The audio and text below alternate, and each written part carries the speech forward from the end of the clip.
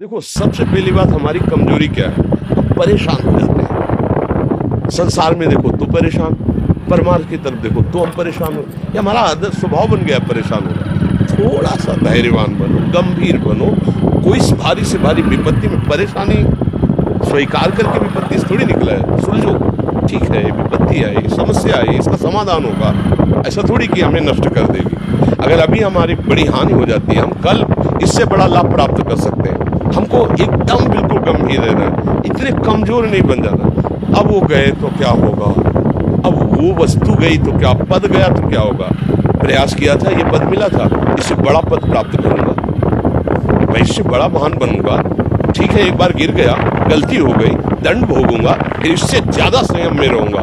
बिल्कुल मतलब एकदम फ्रेश दिमाग रखना चाहिए। और अपने लोग क्या है, जरा सी बात में एकदम पछड़ा कर लेते हैं, एकदम कमजोर हो जाते हैं। ये बिल्कुल ठीक नहीं है। हम जीवन भर की यात्रा की बात कह रहे हैं, भारी से भारी कष्ट में भी मुस्कुराना, तो हमें बल मिला है, हमें भगवान की कृपा का दर्शन हुआ है, हमें उनका दुलार दिखाई दिया है। अगर ऐसे भाग जाते हैं फिर परमार्थ में थोड़ी चलना होता है। आज जो आप सुन करके लाभ लेने की चेष्टा कर रहे हो ना, ये केवल प्रवचन नहीं है, ये जीवन है।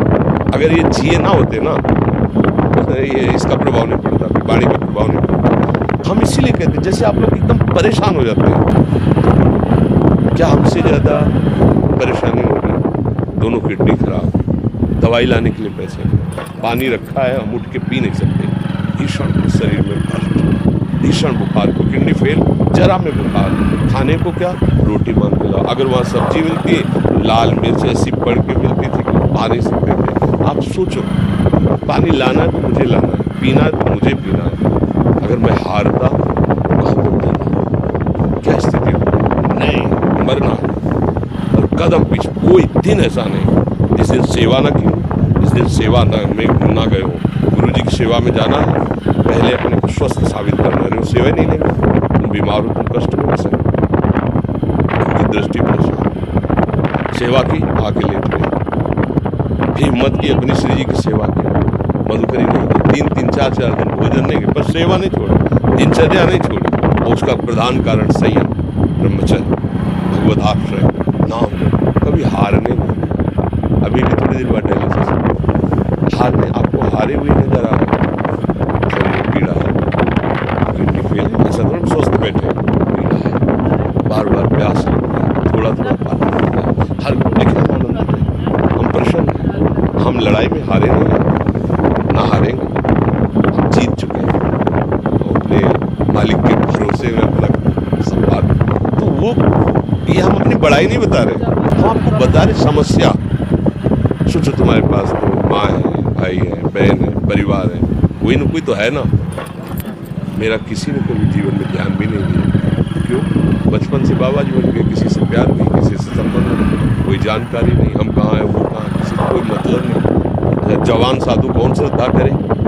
कभी गांव जाने की हिम्मत नहीं पड़ती कि रोटी मांग ली। पता नहीं लोग क्या सोचेंगे, क्या भावना कर गए, हम दरवाजे पे खड़े, या कैसी भाव, जो हमारे सामने आकाश वृत्ति से आया यौवन अवस्था में, वही पाया है, जब हम हर समय अपने को विवेक के द्वारा सावधान रखें तो कभी निराश नहीं हुए, कभी उदास नहीं हुए, कभी ऐसा नहीं लगा कि यार हम दुखी, कभी नहीं लगा। उसी का फल है, उस सुख का संकेत मिल गया जहाँ दुख की निशानी भी नहीं। वही उसी के बच्चे, हम सब उसी धातु से बने हुए हैं।